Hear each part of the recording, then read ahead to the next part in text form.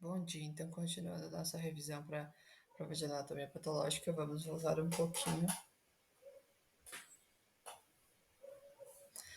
aqui em esôfago.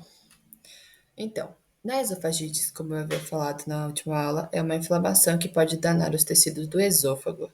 Lembrar sempre principais causas: álcool, tabaquismo, ácidos pelo refluxo gastroesofágico, bebidas calientes, infecciosas, causas infecciosas como o vírus do herpes simples e o citomegalovírus. Então, esofagites, inflamação dos tecidos do esôfago, ou seja, inflamação do esôfago, e nós temos o quê?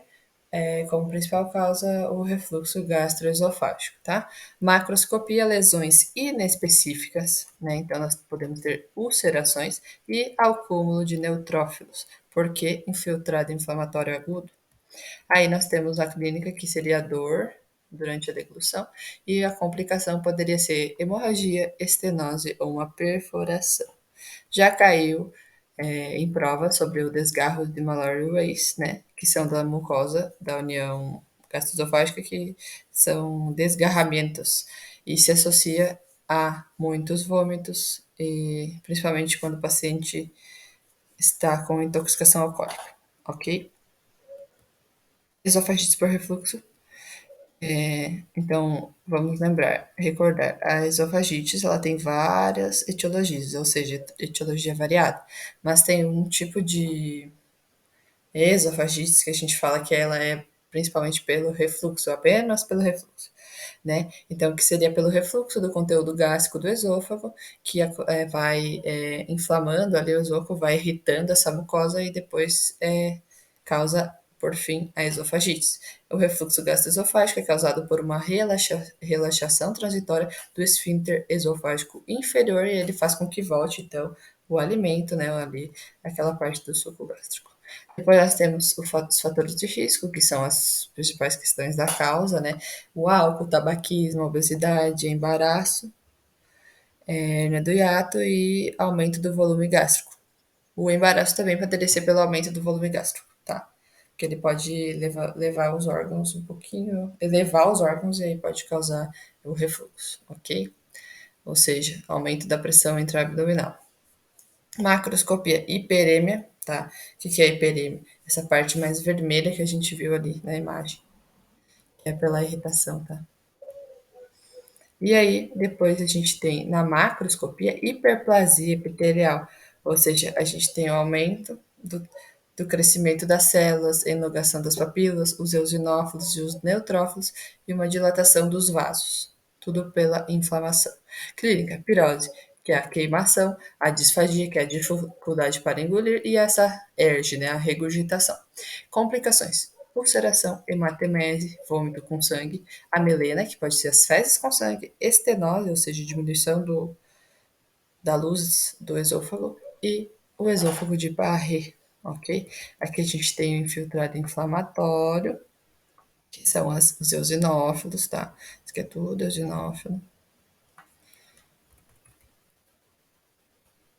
Bom, depois a gente tem o esôfago de Barré, que o esôfago de Barré seria praticamente uma consequência, né?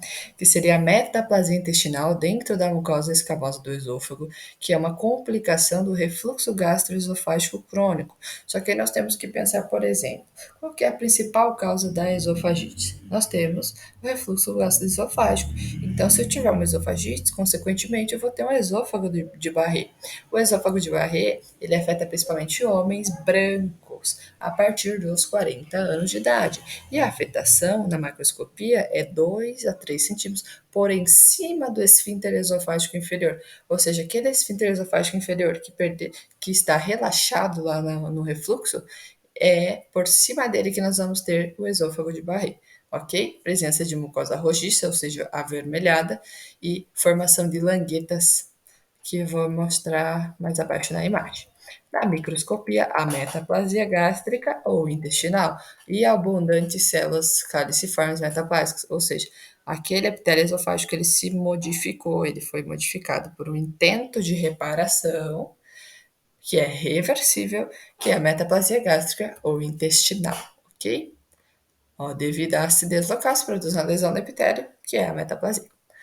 Sintomas de refluxo gastroesofágico. Então, sintomas estão relacionados à causa da enfermidade. Complicações, as mesmas da esofagite, que pode ser uma hemorragia, uma estenose ou uma ulceração. E saber que o adenocarcinoma é a maior preocupação relacionada ao esôfago de Barré, porque acontece uma displasia. E aí pode levar, considerada, né, uma lesão pré-maligna. Bom, vamos lá. Aqui nós temos toda o tecido hiperêmico, ou seja, mais avermelhado, ó, a diferença, né? E aqui, isso aqui são as languetas, tá? Agora estou sem caneta aqui. Isso aqui são as languetas e as languetas, tá? Na macroscopia. Agora, aqui na microscopia, nós temos as células caliciformes, as glândulas, mas aqui, esse todo é a metaplasia. Entendem? Olha como esse tecido já está modificado. Aqui a gente não tem presença de glândulas, porém a gente tem um crescimento desse tecido, ok?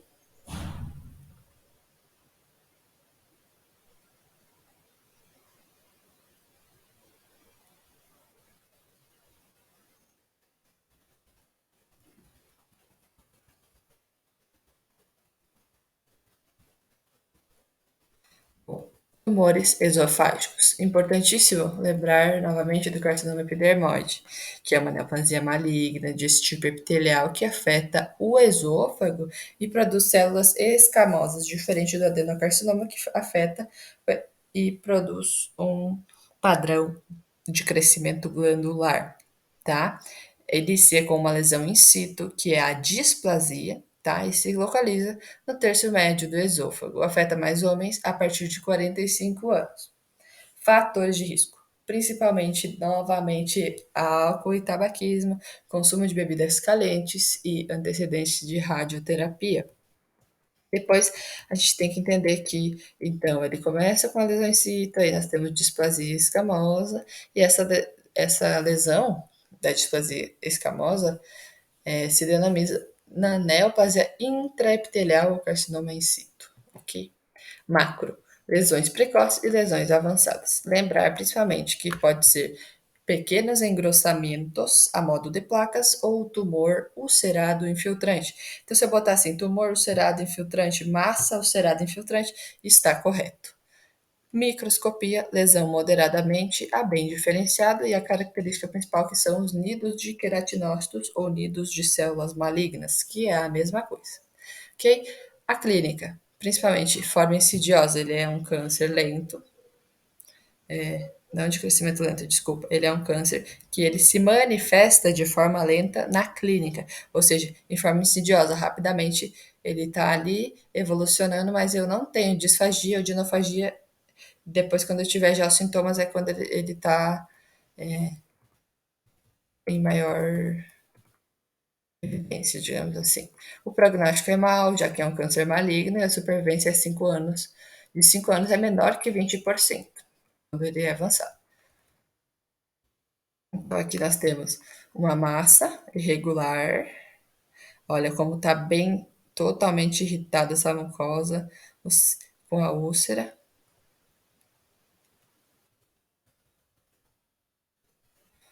Aqui já tem outra parte, mais engrossado. Isso aqui é toda a questão da displasia, hipercromasia, displasia. As células começam a ficar mais escuras.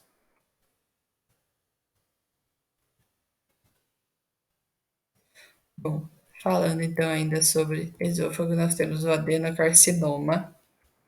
O adenocarcinoma, ele é causado principalmente pelo esôfago de Barré.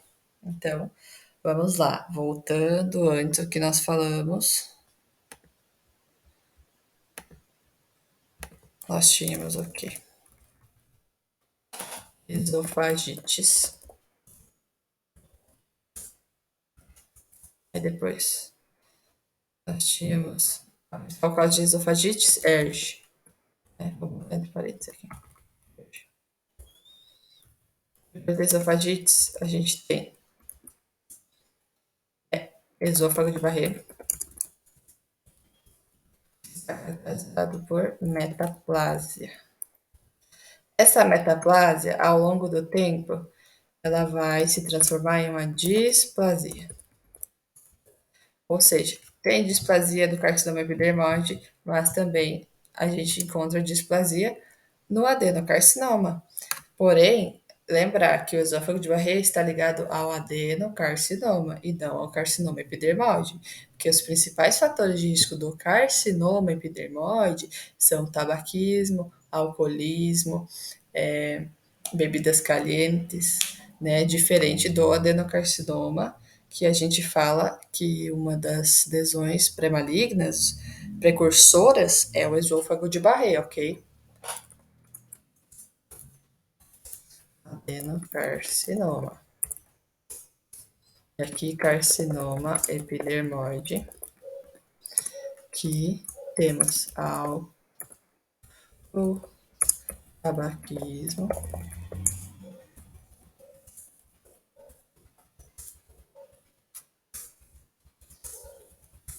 Aí vamos lá.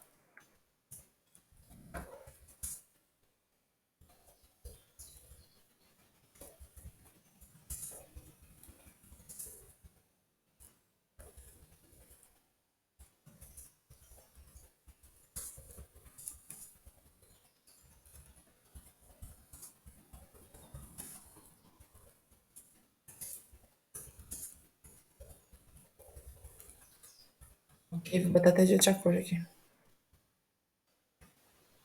Esse é uma coisa, o outro é outra, tá?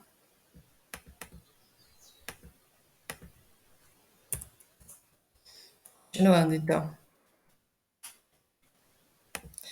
O adenocarcinoma é uma neoplasia maligna deste tipo epitelial que afeta o esôfago e cresce formando um padrão glandular. Vocês compreendem que quando eu falo de adenocarcinoma, se eu falar de adenocarcinoma de esôfago, a nomenclatura que eu vou utilizar é a mesma. Só que eu vou escrever isso nela. Por exemplo, é uma neoplasia maligna deste tipo epitelial que afeta o esôfago e cresce formando um padrão glandular. Se fosse um adenocarcinoma gástrico, eu iria colocar.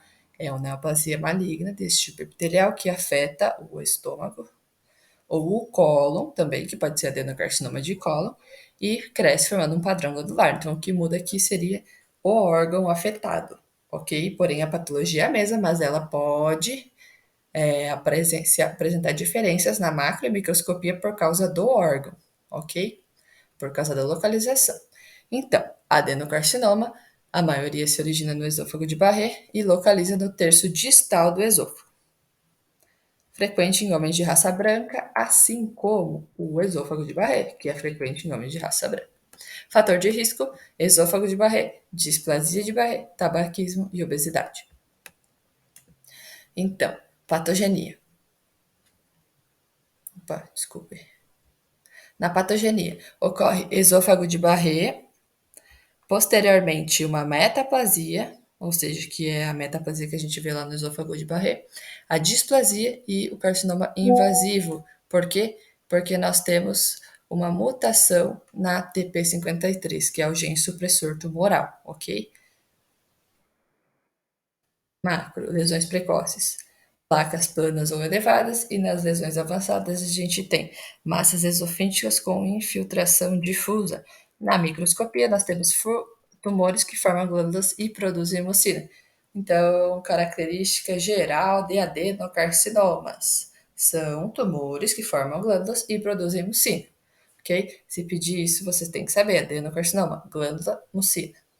Porém, lá no difuso, quando fala de gástrico, não tem produção de glândulas.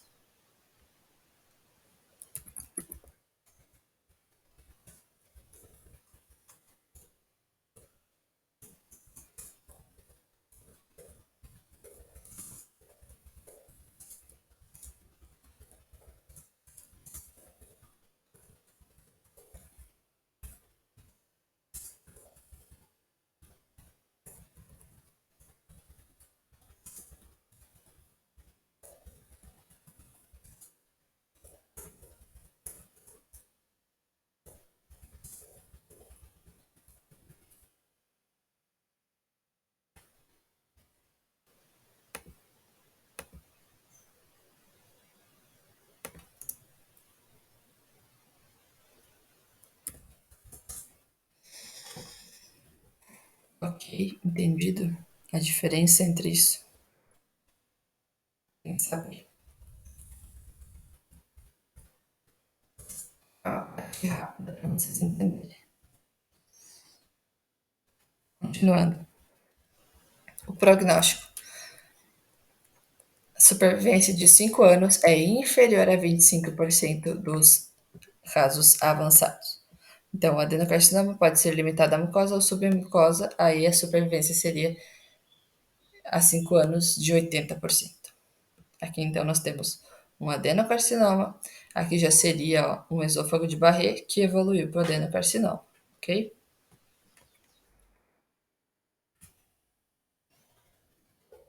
Seria isso, mas bom, continuando, então, vamos falar das enfermidades inflamatórias intestinais, que nós temos que saber diferenciar muito bem. Então, as enfermidades inflamatórias intestinais, elas são um transtorno crônico que é provocado por uma ativação imunitária inadequada da mucosa.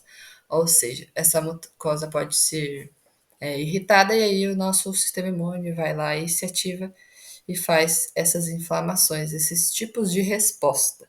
Então, como etiologia, nós temos fatores genéticos, imunológicos e ambientais. Na epidemiologia, as manifestações principalmente se dão na adolescência, na vida adulta e são mais frequentes em mulheres de raça branca.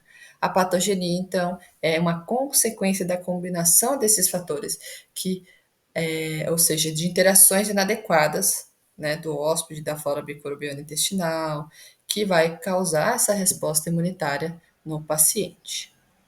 Na colite ulcerosa, nós temos uma enfermidade ulceroinflamatória que se limita do cólon ao reto e afeta apenas a mucosa e a submucosa, ou seja, são lesões contínuas e superficiais, mucosa e submucosa. Começa no reto e vai até o cólon. Na macroscopia, nós temos que saber que são úlceras extensas de base ântia, que pode formar pseudopólipos e ter atrofia da mucosa.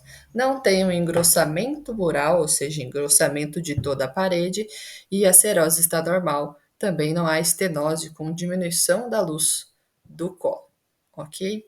Na microscopia, nós vamos ter inflamação serosa mista, ou seja, linfócito, neutrófilo, também vai ter criptites, né, que é abscessos intracrípticos, e não há granuloma, diferente da enfermidade de Crohn, que nós vamos falar mais um pouco.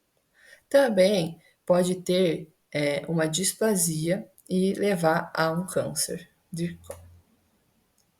Se afetar todo o reto até o colo, a gente chama de pancolites. As manifestações clínicas principais são diarreia sanguinolenta recorrente com material mucoide e também pode ter uma dor abdominal cólica, né, que alivia depois com a defecação. E também pode ser assintomática. É importante, né, na colite ulcerosa, a gente entender o que é aqui. Que ela vai se limitar do cólon ao reto e que as lesões são contínuas e superficiais. Contínuas e superficiais.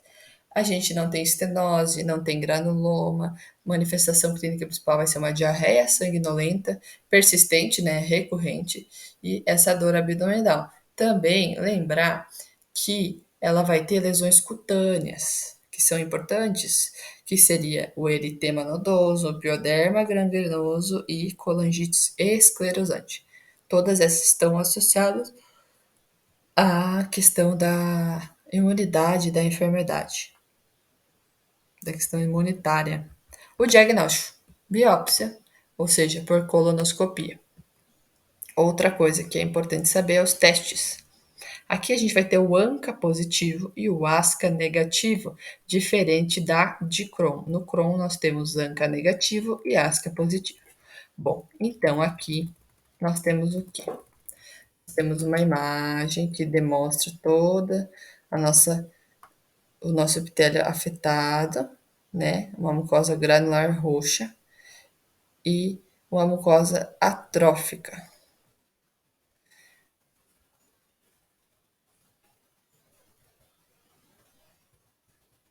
Aqui Aqui a gente tem um abscesso intracríptico. Seria isso aqui, que está aqui dentro, essa parte mais escura. Isso é um abscesso dentro da cripta, ok? Dentro das criptas.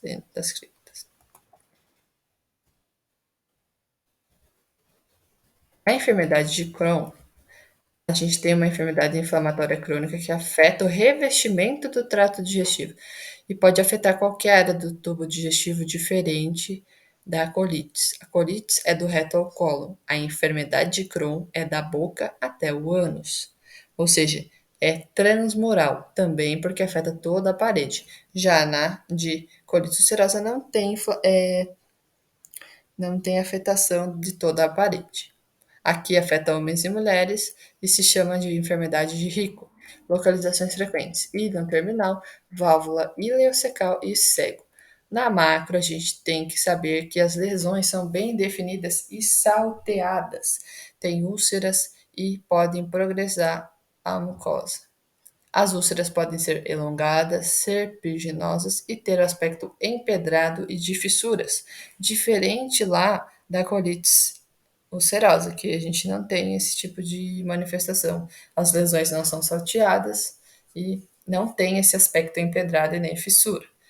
Na microscopia, inflamação granulomatosa não necrotizante, diferente da colite ulcerosa, que a gente tem inflamação de neutrófilo e linfócito, ok? Aqui nós temos a presença de granuloma. Manifestações intraintestinal e extraintestinal. Diarreia leve intermitente. Na colite, nós temos uma diarreia sanguinolenta. Aqui nós temos febre, dor abdominal, sangrado oculto com anemia e hematúria. Também o paciente pode ter sacroilites, eritema nodoso, dedos em palito de tambor e a enfermidade de Crohn, ela pode sofrer reativações, ou seja, pode ter períodos da enfermidade ativa e inativa. Se esse paciente mudar a sua dieta, né, tiver um pico de estresse, ele pode voltar a ter Crohn. Então, é uma enfermidade que ela pode tanto estar em um período inativo como ativo, depende dos hábitos desse paciente. Aí depois nós temos também que como ela pode estender no intestino delgado, ela pode causar outros problemas, outras consequências, como a absorção, né, diminuição da vitamina B12, hipoalbuminêmia, pode ocorrer estenose no íleo terminal e, por final, ter que fazer uma ressecção quirúrgica. Então, lembrar que na enfermidade de Crohn nós temos também a presença das fissuras, que são muito importantes, que fazem grande diferença em toda o epitélio, né, todo o órgão afetado. O diagnóstico também se faz por biópsia e os testes são ASCA positivo e ANCA negativo. Ok?